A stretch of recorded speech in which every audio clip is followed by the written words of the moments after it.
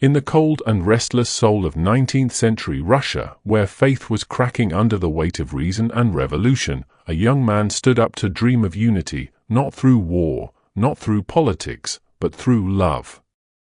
His name was Vladimir Solovyov, and he believed that the divine spark within every being was the only truth that could save humanity from tearing itself apart. He was a mystic in an age of science, a visionary in a world obsessed with power, and a man who saw in love not just emotion, but the very law of existence. Solovyov was born in 1853 into a family that valued knowledge and ideas. His father was a historian, and his home was filled with books, debates, and discussions that shaped his mind early. But young Vladimir was not interested in knowledge alone. He sought meaning, that rare flame that burns behind facts and logic. As a student at Moscow University, he immersed himself in philosophy, theology, and mysticism. He devoured Plato, Spinoza, and Kant, yet he felt that something was missing in all their systems. Reason could explain the world, but it could not heal it. Knowledge could describe existence, but it could not redeem it. The 19th century was an age of doubt. Darwin had dethroned creation, materialism had silenced faith, and revolution was sweeping through Europe like a fever. Solovyov looked around and saw a civilization losing its soul, a world that no longer believed in the sacred. To him, this was the true tragedy of modernity, not that people stopped believing in God, but that they stopped believing in the divinity of life itself. He saw human beings turning into machines of logic, nations turning into empires of greed, and love being reduced to desire. But Solovyov could not accept that fate. He believed that behind the chaos, there existed a living truth, the divine Sophia, the eternal feminine wisdom of God. It was not a myth or an abstract ideal for him, it was something he claimed to have experienced in mystical visions. He wrote about 3 encounters with this divine presence, once in a Moscow church, once in the Egyptian desert, and once in London. Each vision, he said, revealed to him that the purpose of human life was to restore unity between God, nature, and humanity, to bring the divine and the material back into harmony through love.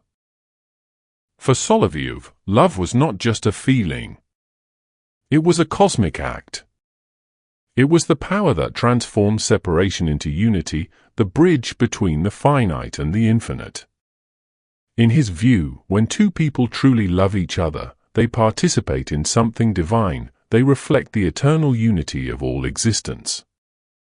Love, in its purest form, was a revelation of God. And if humans could learn to love not only each other, but the world itself with that same sacred devotion, then even evil, suffering, and death could be overcome. He often wrote that evil exists wherever there is division, wherever something separates itself from the whole and seeks to live only for itself. Ego, therefore, was not merely a psychological trait, it was metaphysical sin.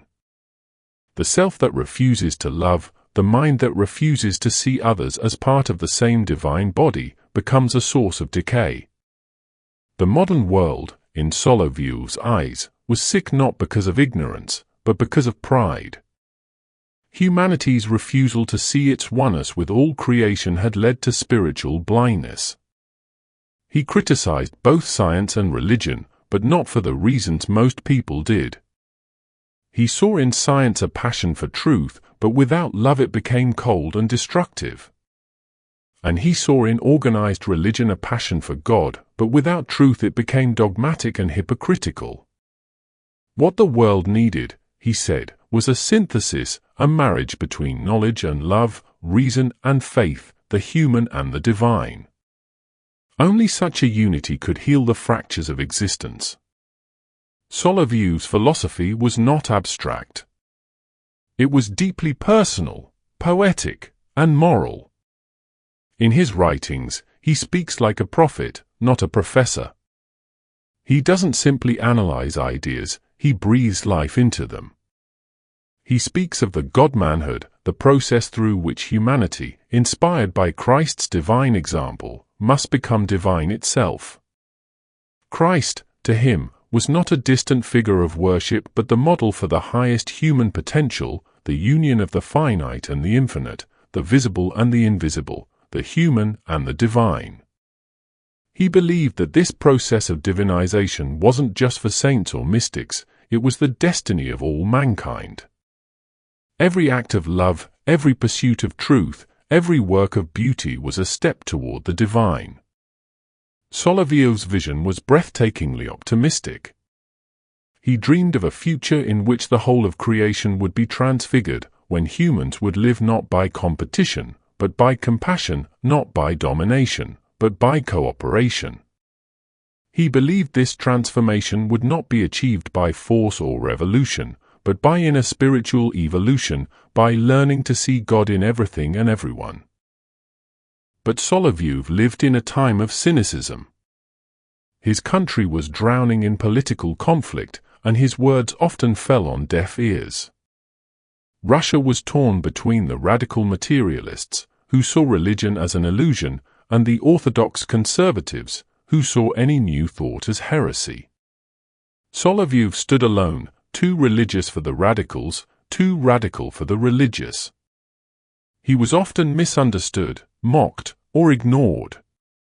Yet he continued to write, driven by the conviction that love would one day unite what reason had divided. His most famous work, The Meaning of Love, captures his essence perfectly. In it, he argues that love is not simply a human instinct but the key to cosmic redemption. When two lovers see each other truly, beyond their flaws, beyond their selfish desires, they glimpse the divine image. In that moment, love ceases to be about possession and becomes participation in something eternal. True love, he wrote, is the beginning of immortality. He often used the metaphor of light, that in every being, there is a spark of divine fire, hidden beneath layers of ego and suffering. To love someone is to recognize that spark, to treat them as sacred, to see them not as means to an end, but as an end in themselves. And when enough people live with that awareness, humanity itself will awaken to its divine purpose. Solovyov's message was revolutionary in its gentleness. He did not call for rebellion or conquest, but for transformation through compassion. He saw that every system, political, religious, or scientific, fails when it forgets love. Because love is not weakness, it is the ultimate strength. It is the force that holds the universe together. Even death, in his view, could not destroy love, because love belongs to eternity. As he grew older, Solovyov's life became harder. His health declined, and he lived in poverty, wandering from city to city, lecturing and writing wherever he could. Yet his spirit never dimmed. In his later years, he wrote about the coming of the Antichrist, not as a monstrous figure, but as a perfectly rational man who would promise peace and progress without God, without love. Solovyov foresaw a world where people would worship power, science, and comfort, yet forget the soul. His warning feels eerily prophetic today. He died young, at just 47, in 1900, exhausted but peaceful. He left behind a legacy that would inspire poets, mystics, and theologians for generations. Dostoevsky admired him deeply. So did Nicholas Berdyaev, who called him the prophet of divine humanity. Solovyov's thought became a bridge between East and West, between reason and revelation, between faith and freedom. His philosophy reminds us that to be human is to participate in a great divine drama, a story of separation and reunion, of darkness seeking the light. We are not alone, he said, and we are not meaningless fragments in an indifferent universe. We are part of something vast and sacred, a creation yearning to become whole again.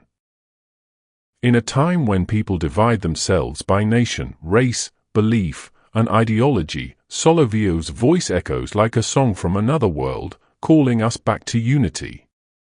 He would tell us today, do not seek God only in heaven or temples, seek Him in the face of every living being. The stranger, the friend, the enemy, all are mirrors of the same divine source. His life was not about perfection, but about direction, about turning the soul toward the light. To love, even in suffering, to seek unity, even in difference, to think, even when the world forgets meaning, that was Solovyov's creed. He showed that philosophy is not merely the love of wisdom, but wisdom itself made love. If you listen carefully to his words, you hear a quiet revolution, one that begins not with nations, but with hearts. The transformation he spoke of is not political, but spiritual. It begins when one person chooses to see another not as competition or obstacle, but as a reflection of God. It begins when knowledge serves compassion, when truth bows to beauty, and when love becomes our law. Vladimir Solovyov believed that this was not a dream, but destiny. That history itself is moving toward a divine fulfillment, not through violence or progress alone, but through awakening. Every act of kindness, every moment of forgiveness, every spark of empathy is a step toward that universal reconciliation. And perhaps that is why he still matters today. In a world drowning in division, Solovyov whispers a forgotten truth, that love is not naive, it is the most radical act of all. It is rebellion against meaninglessness, defiance against despair. Love does not ignore evil, it transforms it. It does not deny suffering, it redeems it. To think, to love, to unite, these were his commandments. He believed that philosophy without love is empty, and faith without reason is blind. He called humanity to rise beyond both fanaticism and apathy, to become co-creators with God in the great work of redemption. So when you think of Vladimir Solovyov, do not think of him as a distant philosopher lost in the 19th century. Think of him as a mirror, reflecting what we could be if we learned to see with both the mind and the heart. His life was a testament to one truth, that divine love is not far away, not hidden in the heavens, but present in every soul willing to see it. He showed that heaven is not a place we go to after death, it is a reality we build through love, truth, and unity while we are alive. And if we could awaken that vision within ourselves, to see the divine not as something above us, but within us, then perhaps the world would begin to heal. Vladimir Solovyov's voice still speaks, softly but clearly, the purpose of life is not survival, but transfiguration. Not to escape the world, but to redeem it. Not to divide, but to love. And maybe that's the only truth that has ever mattered.